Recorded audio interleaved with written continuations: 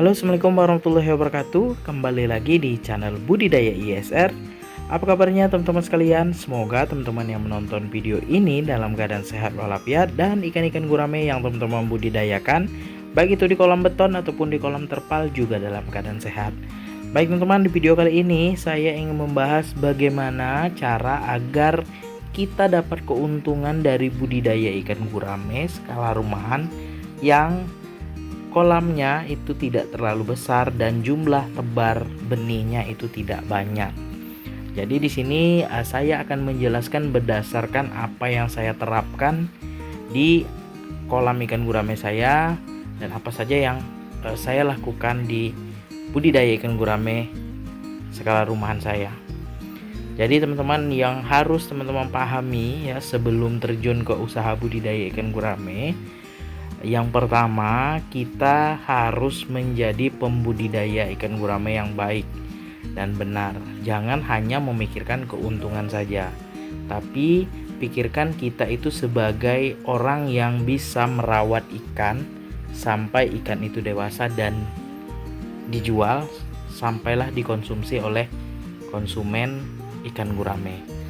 Jadi yang pertama harus teman-teman terapkan adalah teman-teman belajar dulu ya, yang belum terjun ke usaha budidaya ikan gurame, belajar dulu, pelajari dulu apa kebutuhan gurame ya, ukuran kolam, ketinggian air, kemudian peralatan yang harus teman-teman sediakan, desain kolamnya seperti apa untuk budidaya ikan gurame ya. Kalau kolam terpal seperti apa, kolam beton seperti apa, ketinggian air ya, cara kasih makan, bagaimana mengobati ikan yang sakit. Jadi itu dipelajari dulu sebelum teman-teman terjun ke usaha budidaya gurame.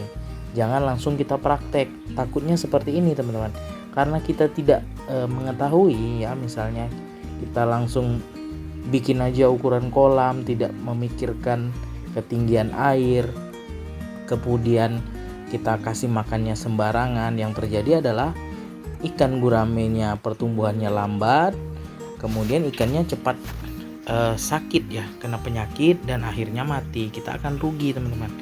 Jadi saran saya sebelum terjun ke usaha budidaya ikan gurame, sebaiknya pelajari dulu ya apa saja yang jadi kebutuhan ikan gurame, ukuran kolam, semuanya dipelajari ya teman-teman. Barulah nanti sudah tahu nih ukuran kolam ikan gurame seperti apa, ketinggian airnya seperti apa, dan jenis-jenis pakan ikan gurame.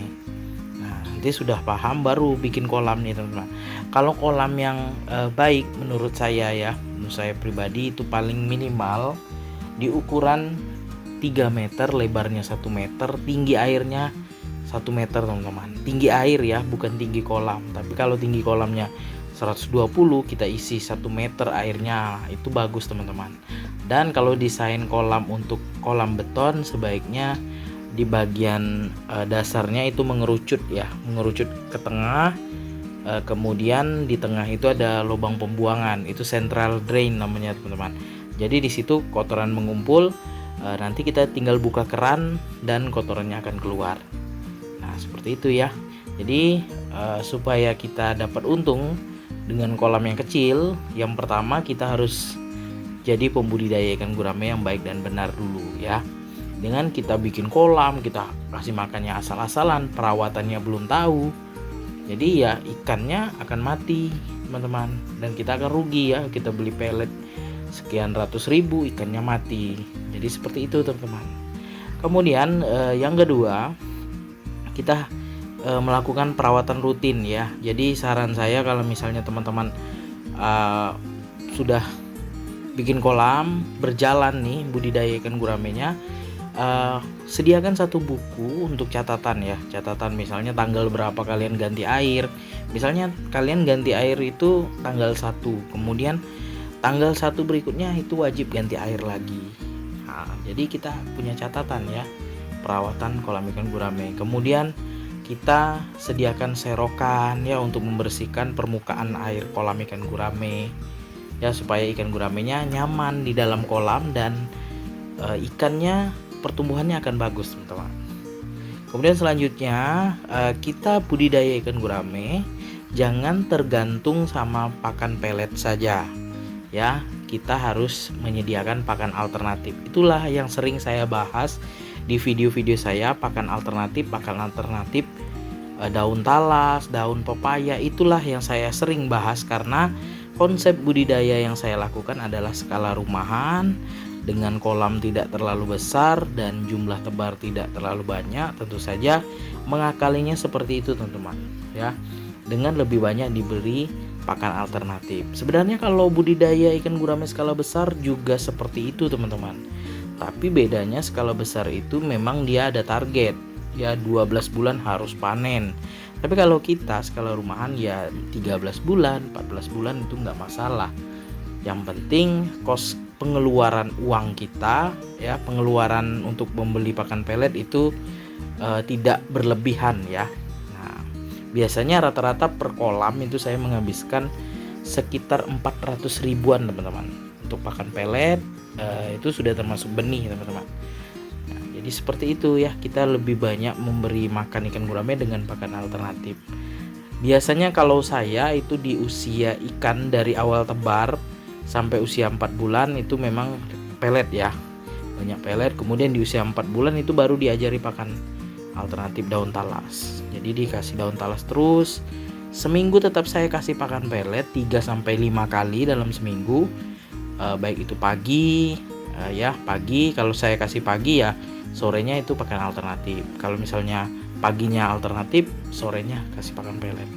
Jadi pengeluaran kita sedikit teman-teman ya untuk pembelian pakan pelet. Kalau misalnya kita bergantung hanya dengan pakan pelet, dipastikan modal yang kita keluarkan itu sekitar 1 jutaan teman-teman untuk satu kolam ukuran 3 meter, lebar 1 meter, tinggi airnya 1 meter, dan jumlah tebarnya sekitar 50-60 ekoran.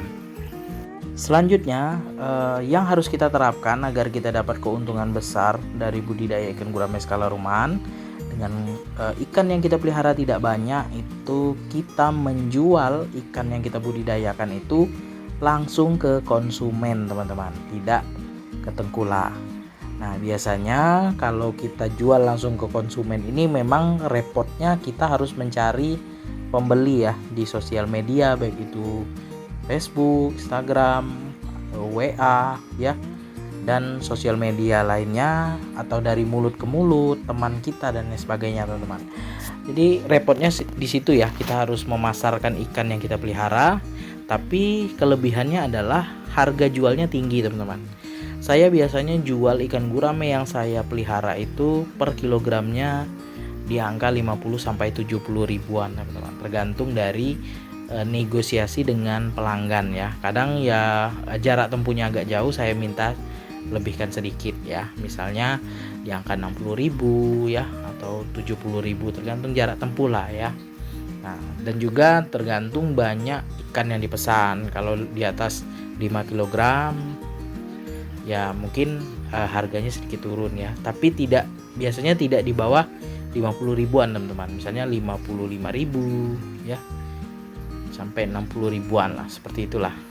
Kalau misalnya kita jual ke tengkulak, memang harganya kalau di sini tempat saya itu di angka 35.000 sampai 45.000. Kelebihannya ya kita setelah timbang itu kita dapat uang langsung.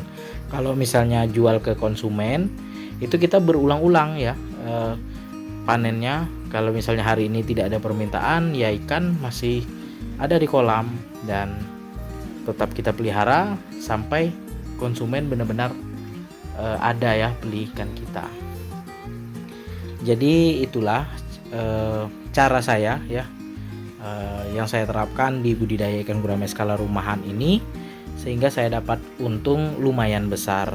Jadi intinya adalah bagaimana kita menjadi pembudidaya ikan gurame yang baik dan benar, merawat kolam, merawat ikan gurame, membersihkan kolam, cara memberi makan dan lain sebagainya, itu harus kita pelajari. Dan untuk mengurangi pengeluaran kita dari pembelian pelet, kita lebih banyak memberi makan ikan gurame dengan pakan alternatif, serta menjual ikan gurame kita langsung ke konsumen. Itulah cara agar kita dapat keuntungan besar dari budidaya ikan gurame skala rumahan yang catatannya adalah ikan yang dipelihara tidak terlalu banyak dan kolam yang kita miliki tidak terlalu besar.